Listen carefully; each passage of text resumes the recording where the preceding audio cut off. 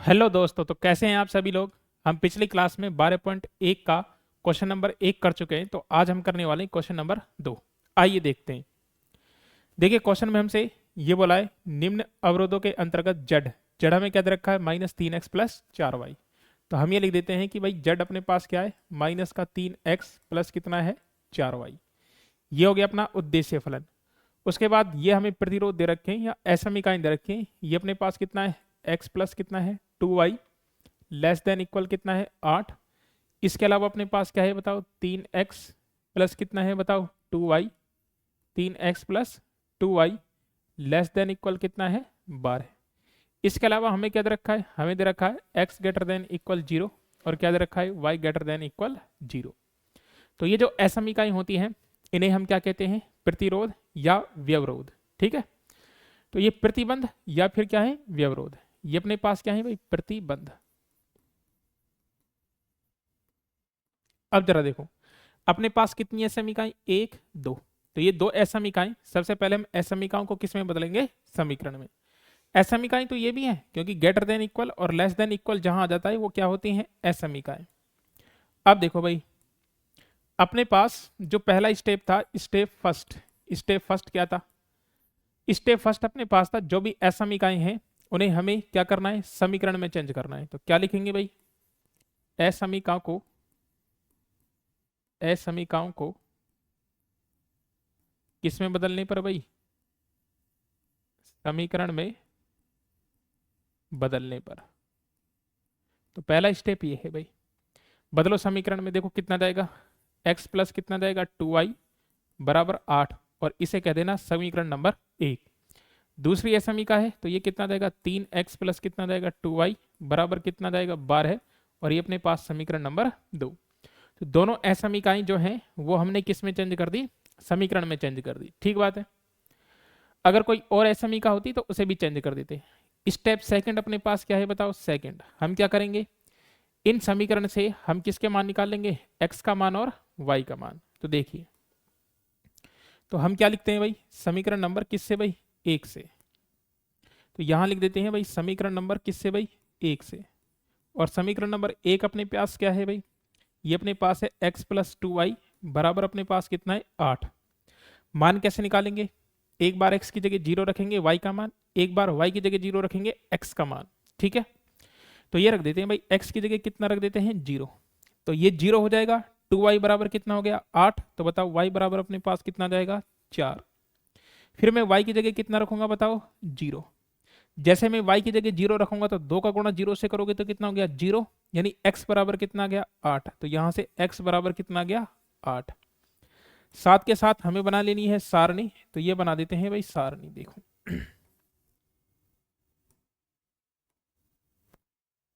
देखो, ये सारणी बना देते हैं, ये बन गई।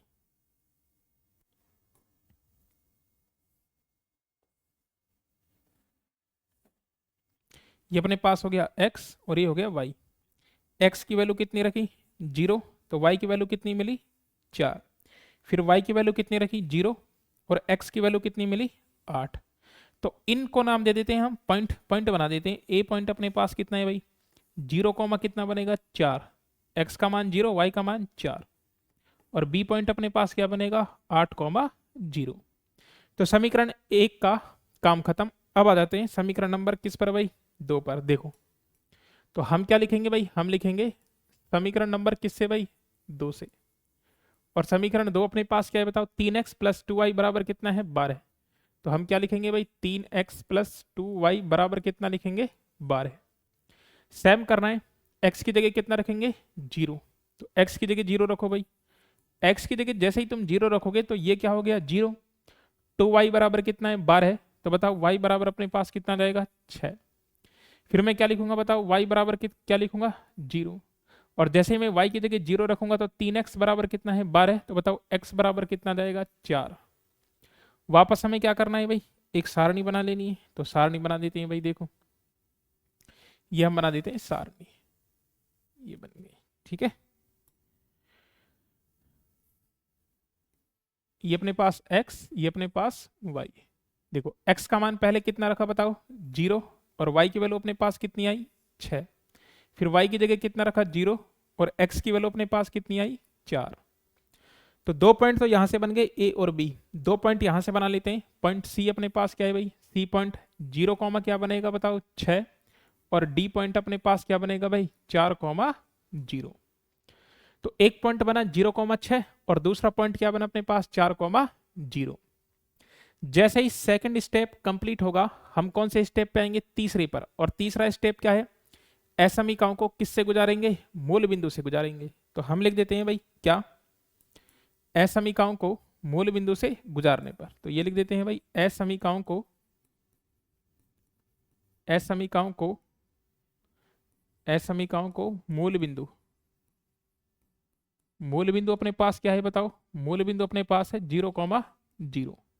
असमीकाओं को मूल बिंदु से गुजारने पर, और जैसे ही हम गुजारेंगे तो बताओ क्या जाएगा अपने पास। देखो पहली असमीका क्या है अपने पास, x plus 2y less than equal क्या है बताओ 8। तो लिखो भाई, पहले लिख देते हैं x प्लस कितना है 2y और लेस देन इक्वल कितना है बताओ 8। मूल बिंदु से गुजारेंगे तो x की जगह 0 रखेंगे, y की जगह 0 रखेंगे। तो रखो 0 प्लस कितना जाएगा 2 इंटू कितना जाएगा 0 लेस देन इक्वल कितना जाएगा 8। ये 0 हो गया, 2 का गुणा 0 से करोगे 0, 0 में 0 जोड़ोगे तो कितना आएगा 0। तो ये कितना आ गया 8।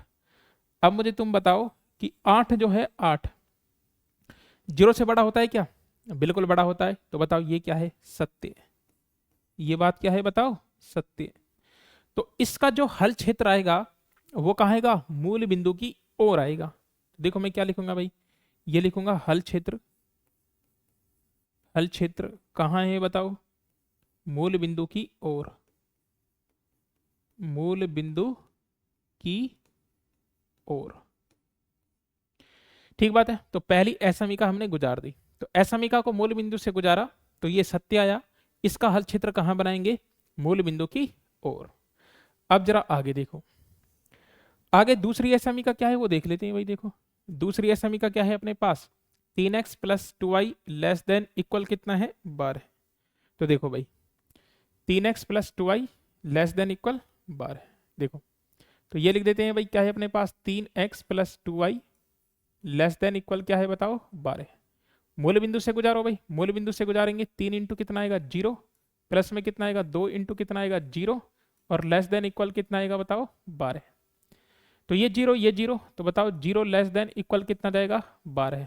और बताओ 12 0 से बड़ा होता है क्या, बिल्कुल बड़ा होता है। तो ये भी क्या गया बताओ सत्य। तो हम क्या लिखेंगे भाई, हम लिखेंगे हल क्षेत्र जो है, हल क्षेत्र, हल क्षेत्र वो बताओ कहाँ है, मूल बिंदु, मूल बिंदु की ओर, मूल बिंदु की ओर। ठीक बात है, ओके गुरुजी एकदम कोई दिक्कत नहीं है। तो इसको कर देते हैं भाई इधर, ये कर दिया। ठीक बात है। इतना काम करने के बाद अब हमें बनाना है ग्राफ। तो सारे काम कंप्लीट हो गए। देखो कौन कौन से काम कंप्लीट हो गए भाई। सबसे पहले असमीकाओं को समीकरण में बदला, ये बदल दिया। फिर इन समीकरण से हमने किसके मान निकाले, x के मान और y के मान, यानी बिंदु प्राप्त किए। फिर दूसरी समीकरण से हमने क्या प्राप्त किए, बिंदु प्राप्त किए। बिंदु प्राप्त करने के बाद फिर हमने इन असमीकाओं को, पहली असमीका को मूल बिंदु से गुजारा, उसके बाद फिर दूसरी असमीका को किससे गुजारा, मूल बिंदु से गुजारा। अब हमें क्या करना है, अब यहां पर बनाना है ग्राफ। तो भाई ग्राफ बना लेते हैं। देखो मेरा पिया घर आया ओ राम जी, देखो ये बना लेते हैं भाई ग्राफ। कहां से, इधर से, इधर बना लेते हैं। देखो ये रहा भाई,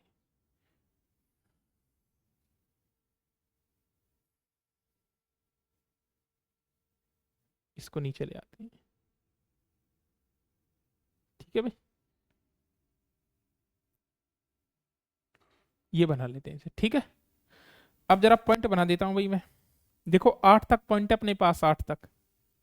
तो ये अपने पास 1 2 3 4 5 6 7 और 8, 1 2 3 4 5 6 7 8, 1 2 3 4 5 6 7 और 8। ठीक है, अब बारी बारी से हम पॉइंटों को यहां बनाते हैं। देखो ए पॉइंट क्या है 0,4। तो एक्स अक्ष पर 0 और वाई अक्ष पर 4, बस वाई पर कितना चल दो 4। तो भाई वाई पर 4 चलते हैं, देखो वाई पर 4। तो वाई पर 4 चलेंगे, 1 2 3 4। तो ये पॉइंट अपने पास ए पॉइंट, बताओ ये पॉइंट अपने पास कितना गया 0,4। बी पॉइंट अपने पास क्या है 8,0। तो एक्स पर 8 चलना है, एक्स पर 8, तो ये रहा एक्स पर 8। और y का मान x अक्ष पर क्या होता है 0, तो इसलिए अपने पास पॉइंट b क्या हो जाएगा, b पॉइंट अपने पास हो जाएगा 8,0। ये एक ही रेखा के यानी एक ही समीकरण के दो पॉइंट हैं, दोनों को मिलाऊंगा तो मुझे क्या मिलेगी, एक रेखा मिलेगी। रेखा, अरे मोहल्ले वाली रेखा नहीं, ये समीकरण वाली रेखा, ठीक है भाई। तो ये बना देता हूं मैं, देखो। तो ये भाई मैंने इसको इससे मिला दिया, ये लो भाई मिला दी मैंने तुम्हारी रेखा, ठीक है। ये पहले वाली रेखा है और इसका नाम लिख देना तुम इस पर, क्या रेखा है बताओ, ये कौन सी है, x प्लस 2y बराबर 8, नाम लिख देता हूं इस पर। हमने नाम लिख दिया क्या, x प्लस 2y बराबर कितना है बताओ 8। आगे आ जाओ, दूसरा पॉइंट क्या है बताओ, c कितना है 0,6, और दूसरा क्या है d क्या है 4,0। तो पहले 6,0 बना देता हूं। तो ये देखो भाई 0,6, तो 0 x का मान 0 और y का मान 6, ये रहा। ये पॉइंट अपने पास c है और इस वाले पॉइंट को हम कह देते हैं भाई ये क्या है c पॉइंट 0,6। और d पॉइंट क्या है, d पॉइंट देखो 4,0। तो ये लो भाई 4,0। तो ये d पॉइंट अपने पास ये रहा, ये d पॉइंट अपने पास कितना है भाई 4,0। दोनों को मिला दो भाई, दोनों को मिलाऊंगा तो ये लो मैंने दोनों मिला दिए भाई, ये रहे, ठीक है। दूसरा कलर ले लेता हूं, ये ले लेते हैं भाई। देखो इतना बनाने के बाद, इतना बनाने के बाद अब मुझे क्या करना है, अब मुझे प्यारे बच्चों ये करना है, मुझे ऐसा रीजन ढूंढना है जिसमें ये दोनों असमीकाएं क्या करती हैं, संतुष्ट करती हैं। और ऐसा रीजन जिसमें दोनों असमीकाएं संतुष्ट करेंगी उसे हम कहेंगे सुसंगत हल क्षेत्र। अब ये कैसे पता करेंगे जरा देखो, ऐसे पता करेंगे भाई। देखो ये अपने पास पहली असमीका है, ये रही कौन सी है, x plus 2y less than equal 8। इसका हल क्षेत्र कहाँ है बताओ, मूल बिंदु की ओर। अब जरा ध्यान से देखना तुम, यहां से मजे की बात है, देखो तो मैं एक कलर बना देता हूं, ये रहा देखो, ये रही अपने पास पहली लाइन x प्लस 2y बराबर 8 या लेस देन इक्वल 8।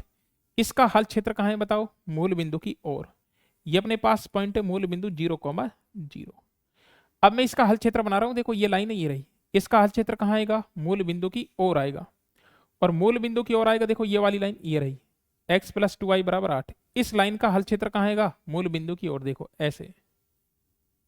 ओहो, ऐसे बनाते, अरे अरे अरे, कोई बात नहीं कोई बात नहीं बबुआ, ऐसे बनाते हैं, देखो कोई बात नहीं। देखो इसका हल क्षेत्र बना रहा हूं मैं, ये रहा, ये ऐसे।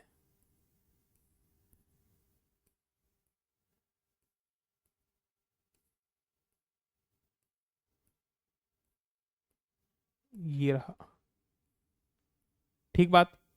ये हल क्षेत्र को अभी मूल बिंदु की ओर जाना है तो मूल बिंदु की ओर इधर चले गए हम, ठीक है, बाद में इसको छोटा करूंगा मैं, इधर आ गए। अब दूसरी लाइन अपने पास कौन सी है भाई, दूसरी लाइन अपने पास है कौन सी, ये वाली, ये रही, ये एसएमई का। इसका हल क्षेत्र भी बताओ कहाँ है, मूल बिंदु की ओर। तो ये वाली लाइन अपने पास है, इस वाली लाइन का नाम क्या है, इस वाली लाइन का नाम है क्या भाई 3x प्लस 2y और बराबर में कितना है बताओ 12। इसका जो हल क्षेत्र है वो भी कहाँ आएगा बताओ, मूल बिंदु की ओर आएगा, ठीक है। तो इसका हल क्षेत्र बनाना है किसका भाई, गलत बना दी क्या, ओ सॉरी सॉरी सॉरी, ये वाली लाइन है, ये वाली, ठीक है, ये वाली लाइन, ठीक है। तो ये वाली लाइन जो है, ये वाली लाइन, ये क्या है 3x प्लस 2y बराबर 12। अब इस वाली लाइन का क्या बनाना है, हल क्षेत्र बनाना है, कहाँ, मूल बिंदु की ओर बनाना है। तो देखो बनाता हूं मैं, ये रहा, ये रहा, टेंटेना, ये रहा, ठीक है, गलत मत बना देना, ये रहा।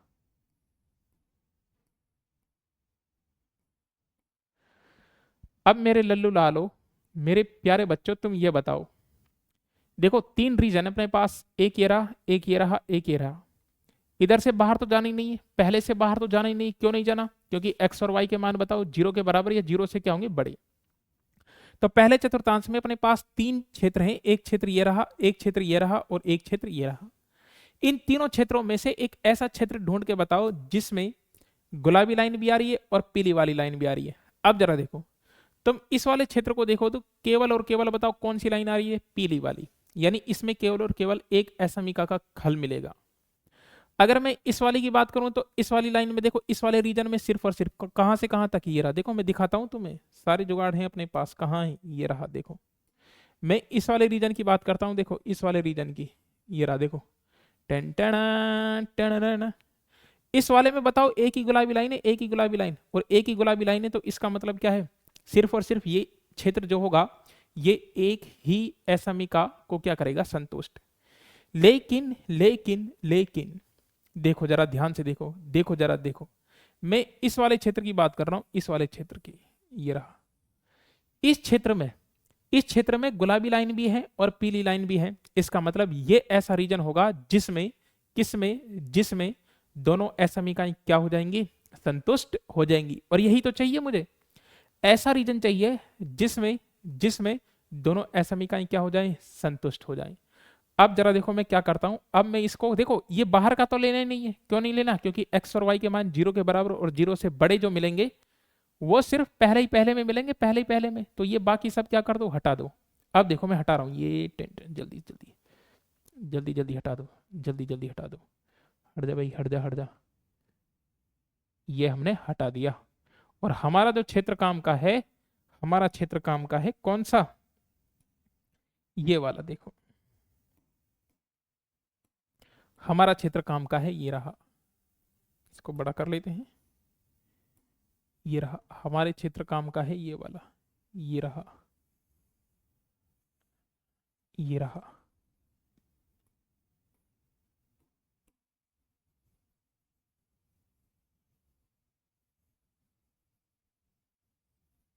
ये आ गया भाई, ठीक है। तो हमें ये वाला क्षेत्र चाहिए था भाई, ये अपना है सुसंगत हल क्षेत्र, ये रहा। अब जरा मेरे प्यारे बच्चों ध्यान से देखो, ध्यान से क्या देखो, ध्यान से ये देखो, क्या देखो, देखो ये चारों तरफ से बंद है, और चारों तरफ से बंद है तो इसको हम कहेंगे परिबद्ध हल क्षेत्र या परिबद्ध क्षेत्र। अब जरा देखो ये कौन कौन से पॉइंट से घिरा हुआ है, कि गुरुजी इसमें क्या दिक्कत है, एक पॉइंट ये रहा अपने पास है, इससे बंद है। दूसरा पॉइंट अपने पास क्या है, ओ ये रहा, और एक पॉइंट गुरुजी ये रहा डी, ये तीन बिंदु है। अरे ना मेरे प्यारे बच्चे देख, एक पॉइंट ये रहा जो इसके और इसके मिलने पर बनाए तो चार पॉइंट होंगे, तो कोई भी पॉइंट छोड़ना नहीं है। ये तो तुम्हें सीधे सीधे दिख रहे हैं, तो ये एक ऐसा पॉइंट है जो इस लाइन और इस लाइन के काटने पर हमें मिला है। तो ए बी सी डी, इस पॉइंट को मैं क्या कह देता हूं बताओ, ई। तो पहले मैं ई के क्या निकालूंगा, निर्देशांक। फिर मैं क्या करूंगा, इन चार पॉइंट से ये क्षेत्र घिरा हुआ है और इन चार पॉइंट पर मैं जेड का मान निकालूंगा, अधिकतम या न्यूनतम मान प्राप्त करने के लिए।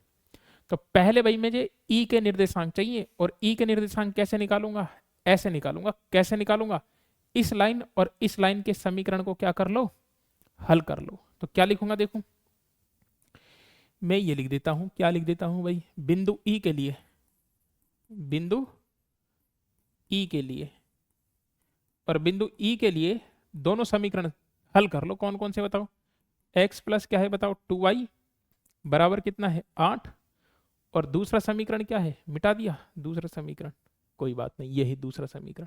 इसको हम क्या लिख देंगे, 3x प्लस कितना है 2y और बराबर कितना है 12। तो इस वाली लाइन का, किस वाली लाइन का, इस वाली लाइन का समीकरण क्या है अपने पास, 3x प्लस 2y बराबर कितना है 12। तो हल कर दो भाई, इनको हल करेंगे तो देखो कितना आएगा, विलोपन विधि लगा दो सीधी, माइनस माइनस माइनस ये कट गए, -3x में से एक x गया तो माइनस के 2x बराबर, -12 में से 8 गए तो माइनस के कितने बचे 4, माइनस से माइनस कट जाएगा, x की वैल्यू कितनी आ गई 2, और ये x की वैल्यू उठा के कहां रख देते हैं, x प्लस 2y बराबर 8 में, यानी समीकरण नंबर 1 था, और ये समीकरण नंबर क्या है बताओ 2। तो हम लिख लेते हैं क्या, x बराबर 2 किस में रख देते हैं भाई, समीकरण नंबर किस में, 1 में, और 1 में रखो कितना जाएगा देखो, x की जगह 2 रखना है, 2 प्लस कितना है 2y और बराबर में कितना है बताओ 8, तो 2y बराबर 2 इधर जाएगा, 8 में से 2 गए तो 6, और बताओ y बराबर कितना जाएगा 3। तो भाई ई पॉइंट अपने पास क्या आ गया, ई आ गया अपने पास 2,3, बस काम खत्म। ये हम रख देते हैं 2,3। अब देख लो भाई, ये जो रीजन है ये कौन कौन से पॉइंट से घिरा हुआ है, एक पॉइंट ए है, एक पॉइंट ई है, एक पॉइंट डी है, और एक पॉइंट अपने पास क्या है, मूल बिंदु। अब बना लेते हैं भाई सारणी। तो यहां लिख देता हूं मैं सारणी, और सारणी बनाने के लिए ढिंचक कर देते हैं ये लो भाई, ये हमने ढिंचक कर दिया। ये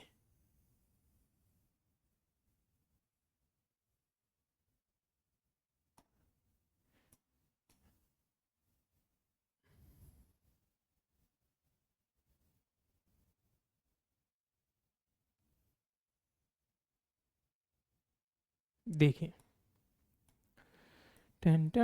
यहां क्या लिख देते हैं बिंदु, और यहां जेड बराबर क्या लिखा जाएगा बताओ, जेड बराबर -3x प्लस 4y। तो ये लिख देंगे -3x प्लस कितना 4y।